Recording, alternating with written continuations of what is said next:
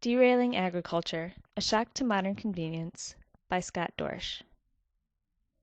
Michael Pollan, an environmental journalist and professor of the same subject, once said, "Don't eat what your great-grandmother wouldn't recognize as food." I resurface this rule as I squat to get a better look at some boxed wild Alaskan bread-battered fish nuggets through the cold glass of the frozen food section at Marquette's local food cooperative. I shake my head in bewilderment. How can this be? How can a highly processed, deep-fried nugget of Alaskan fish end up in my Whole Foods store? I thought I sailed away from that when I decidedly turned and left fast food and its over-encumbered, fossil fuel-driven mother 3 years ago. By its mother I mean to say the American food industry who, according to Cool Foods campaign, uses between 17 and 19% of the total energy supply in the country. No matter where I went, big box stores or local food co-ops, deep-fried nuggets would be there. Cookies, soft drinks, frozen TV dinners and pizza, out-of-season crops, free trade foreign foods, and thousands of pounds of carbon emissions and fossil fuels will be wherever I go to find dinner. From Pollan's The Omnivore's Dilemma, A Natural History of 4 Meals, I found both reason and a sense of place along our modern world's humanized food chain. In the introduction, cleverly entitled Our National Eating Disorder, Pollan discusses the woes of our American food patterns. He says, "What is perhaps most troubling and sad about industrial eating is how thoroughly it obscures all these relationships and connections. To go from the chicken, or Gallus Gallus, to the Chicken McNugget is to leave this world in a journey of forgetting that could hardly be more costly." But forgetting, or not knowing in the first place, is what the industrial food chain is all about. The principal reason it is so opaque. For if we could see what lies on the far side of the increasingly high walls of our industrial agriculture, we would surely change the way we eat. Because of this book, copious amounts of articles, documentaries, and speeches on the same subject, I began to climb the high walls of industrial agriculture and saw just how the agriculture revolution could have been, in the words of Pulitzer Prize-winning scientist Jared Diamond, the worst mistake in the history of the human race. In his article of the same title, Diamond shows how our race's mass abandonment of the hunter-gatherer lifestyle has not only made us exceedingly disconnected from the rest of the natural world, but has also brought us gross social and sexual inequality and the disease and despotism that curse our existence. This article was not only incredibly intelligent and resourceful, but also very uplifting and somewhat hopeful to a young college student that is critically against almost everything to do with our nation's modern paradigm, like myself.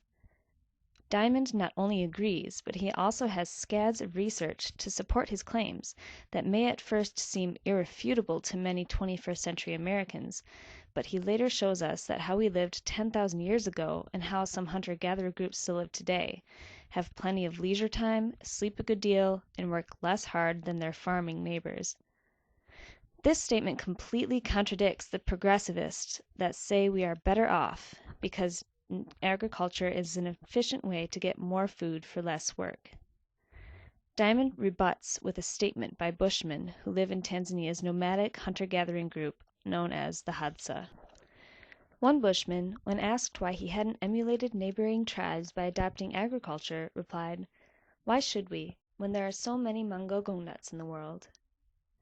Seeing as this guy had a point, I decided to read further into the Hadza of Tanzania. There was an article published in National Geographic in December of 2009 about this bold, chimpanzee-hunting, berry-gathering tribe of Tanzania.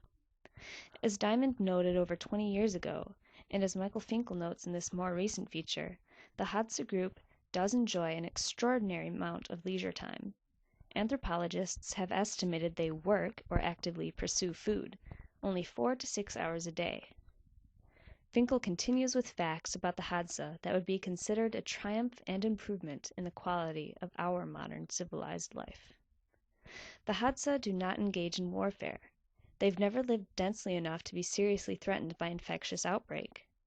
They have no known history of famine. Rather, there is evidence of people from a farming group coming to live with them during a time of crop failure.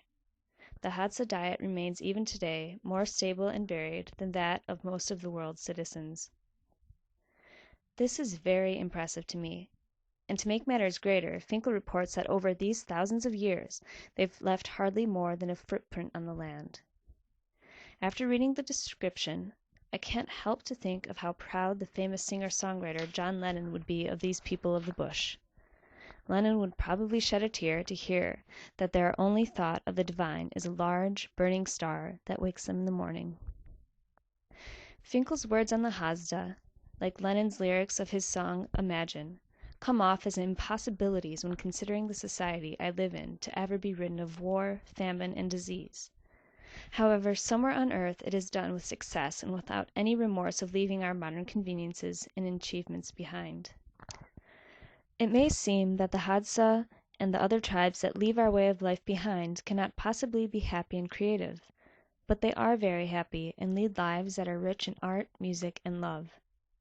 Finkel claims that there are many things I envy about the Hadza, mostly how free they appear to be, free of most social duties, free from religious strictures, free of many family responsibilities, free from schedules, jobs, bosses, bills, traffic, taxes, laws, news, and money.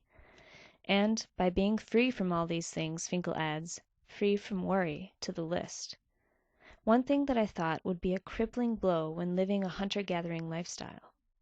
However, after living with them for 2 weeks, Finkel said that his time with the Hadza made him calmer, more attuned to the moment, more self-sufficient, a little braver, and happier. These are all things that I think are very important and necessary to strengthen our modern human condition, and I think that many people in our society would agree.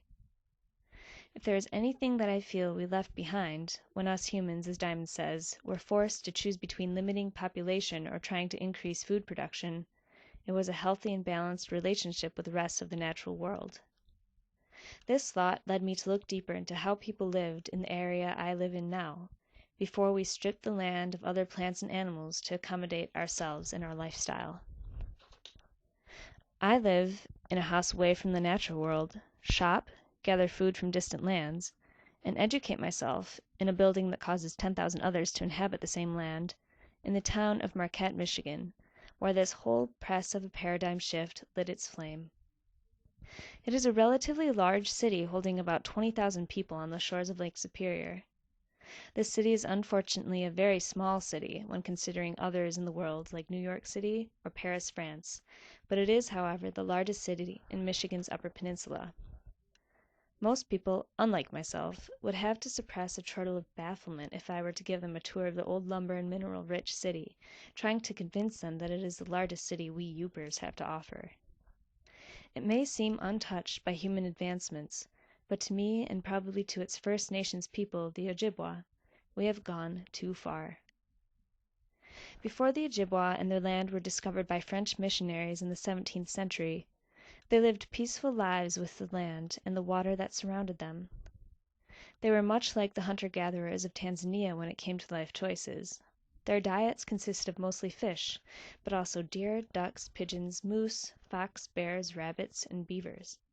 But they would also gather wild rice with a canoe in the fall, and strawberries, cranberries, blueberries, wild plums, cherries, acorns, ginger, wintergreen, raspberries, leaves and twigs for tea, Indian potatoes, and maple sap for making sugar according to the season. Now, if you can imagine with me what it would be like if we still lived as they did. Imagine that our community only consisted of 1,000 people that helped everyone out and knew how to do everything in the society. Whether it was building a shelter, gathering food and water, disposing of waste, or making tools, clothing, art, and music, everyone knew how to make it happen. Imagine being able to do everything that is necessary to live without a vehicle, cell phone, iPod, laptop, a library, paper, or even books. We could live free of worry and possessions that stricken our very existence, as Finkel found in his life with the Hadza. To me, this would be heaven on earth. If it was a possibility, I would be scrambling towards the sign-up sheet right now. The peculiar thing about it all is that it could happen if the people inhabiting Marquette today wanted it to happen. Alas, it is just as it was 10,000 years ago. We make a choice every day to live the way we are currently living. This is what saddens me. After reading all previously recognized articles and books mentioned, I began to figure out how the wild Alaskan fish nuggets got to my Whole Foods market, and in turn, how our whole modern society has forgotten, as Pollan says, our connection to the earth. I am thoroughly convinced that our greatest problem in today's world is the way we eat and how it is distributed. If we were to learn from the traditions of the indigenous peoples of the world, like the Hadza of Tanzania or the Ojibwa of Marquette, and enacted this knowledge of our land in everyday life, then the core of our worldly problems such as climate change, starvation, disease, fresh water availability, war, and the reason they are so devastating, overpopulation, would all be greatly subdued and eventually non-existent. We all choose for these things to happen, and we continually let them happen by living it out day to day. If nothing else, educate yourself on the food you choose to eat. If this essay has not let you in on how loaded with poor choices your baked potato actually is, then please read further on your food industry and the choices it has made. You'll be doing us all a world of favors.